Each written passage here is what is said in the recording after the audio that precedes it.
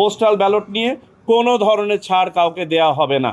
আপনি কোনো রাজনৈতিক দল সমর্থন করেন বিধায় আপনি 5টা ভোট সংগ্রহ করে দিবেন, আপনার এনআইডি কার্ড ব্লক করা থেকে শুরু করে, আজকে সিআইডিও মিটিংয়ে ছিল, আমরা বলে দিয়েছি ক্রিমিনাল চার্জ আনা হবে তার বিরুদ্ধে, এবং প্রয়োজনে তাকে সেই দেশ থেকে বাংলাদেশে রিপ্যাট্রিয়েট করার ব্যবস্থা করা হবে। আমাদের সামনে কতগুলো সোশ্যাল মিডিয়ার মাধ্যমে ভিডিও ক্লিপ সামনে এসছে, যেগুলো নির্বাচন কমিশন অত্যন্ত সিরিয়াসলি দেখেছে।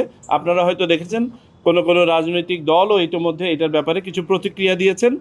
আমরা এই ব্যাপারটা স্বরূপ জানার জন্য সকল এমবাসির সাথে আজকে কথা বলেছি। এরকম আমরা 3টা জায়গার ভিডিও ক্লিপের এভিডেন্স পেয়েছি, কিন্তু এই এভিডেন্সে কোথাও কোনো ব্যত্যয় হয়েছে মর্মে এখন পর্যন্ত কোনো প্রমাণ পাওয়া যায় নাই। তো ডেস্টিনেশনগুলো একটা ছিল বাহরাইনে গত 11 তারিখে এরকম একটা ভিডিও, যেখানে এই যে গ্রুপ ডিস্ট্রিবিউশনের ক্ষেত্রে এটা পাওয়া গিয়েছিল। এখানে যেটা হয়েছিল, পোস্টম্যান ওই এলাকায় বসবাসরত সকল বাংলাদেশির যে সীমিত পরিসরে, এই সংখ্যাটা হতে পারে 160, হতে পারে 233, কারণ 2 অ্যাকাউন্ট থেকে 2টো নাম্বার পাওয়া গেছে। আমি কিছুক্ষণ আগে আমাদের মাননীয় রাষ্ট্রদূত মহোদয়ের সাথে কথা বলেছি, ওনারা এই নিয়ে একটা রিপোর্টও চেয়েছেন। ওনারা বাহরাইন পোস্টকে একটা নোট ভার্বালও দিয়েছেন, সেই নোট ভার্বালে ওনারা উত্তর চেয়েছেন যে এটা কেন হলো। তবে পরবর্তীতে তার ম্যাক্সিমাম ব্যালটই আবার এমবাসিতে ফেরত এনে বাহরাইন পোস্টকে দিয়ে দেওয়া হয়েছে এবং বলা হয়েছে ইন্ডিভিজুয়াল ভোটারের কাছে পৌঁছাতে। আচ্ছা, এখন বাহরাইন পোস্ট যেটা করবে, তাদের একটা পদ্ধতি আছে, সেটাকে তারা বলে সিপিআর, যেটা আমাদের ন্যাশনাল আইডি কার্ড ইকুইভ্যালেন্ট। সেই সিপিআর না দেখানো পর্যন্ত কারো কাছে কোনো ব্যালট দিবে না। তাতে প্রয়োজনে সেই ব্যালট যদি বাংলাদেশে আনডেলিভার্ড ফেরত আসে, কিছু করার নাই, কারণ আমরা ইলেকট্রাল ইন্টিগ্রিটিটাকে নষ্ট হতে দিতে পারি না।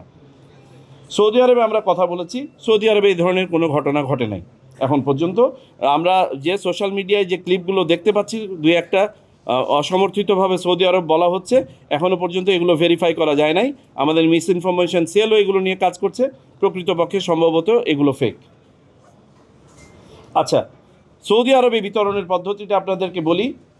হয় তার ইকামা, আর তা না হলে তার 5 ডিজিট কোড ছাড়া কোনো ব্যক্তিকে এই মেইল হস্তান্তর করা হবে না।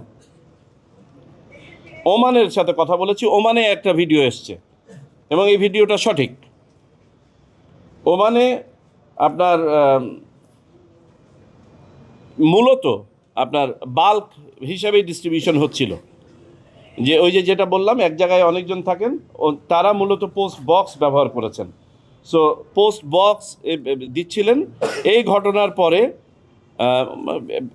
সবখানে হয়তো ভোট, যেটা ওই যে বাল্ক ইয়েতে দেওয়ার পরে যখন ভিডিওটা আসলো, আমাদের ওমান এমবাসি আবার কথা বলেছে ওমান পোস্টের সাথে। তাদেরকে বলে দেওয়া হয়েছে যে আইডি কার্ড বা পাসপোর্ট দেখানো ছাড়া না দিতে। এখানেও আমরা ধারণা করছি হয়তো কাউকে খুঁজে নাও পাওয়া যেতে পারে। এবং বর্তমানে ওমানে ইভেন হাজব্যান্ড ওয়াইফের কাছেও আর হস্তান্তর করা হচ্ছে না কোনো অবস্থাতে, একই ইয়েতে। আচ্ছা, এই গেল ওমান। কুয়েতের ব্যাপারে বলি।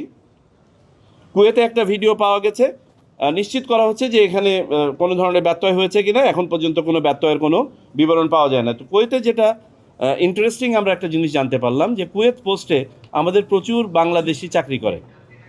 অফিসার পর্যায়ে ম্যানেজাররা হয়তো বা কুয়েতি বা অন্য, আর নিচের লেভেলে এই পোস্টম্যান বা ডাক হ্যান্ডলিংয়ের সাথে ম্যাক্সিমামই বাংলাদেশি।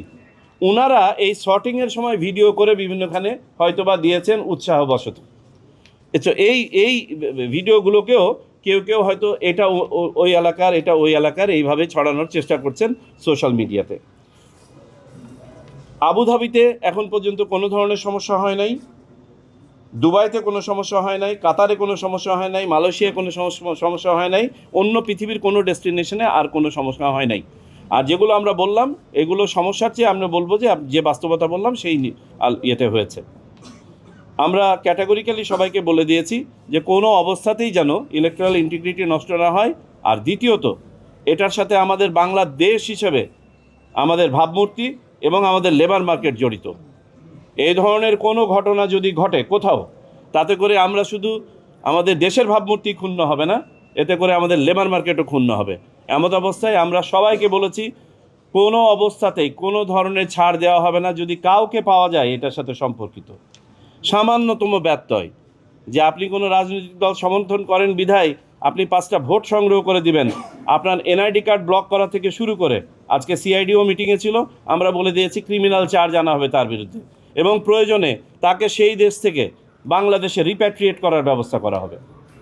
পোস্টাল ব্যালট নিয়ে কোনো ধরনের ছাড় কাউকে দেওয়া হবে না।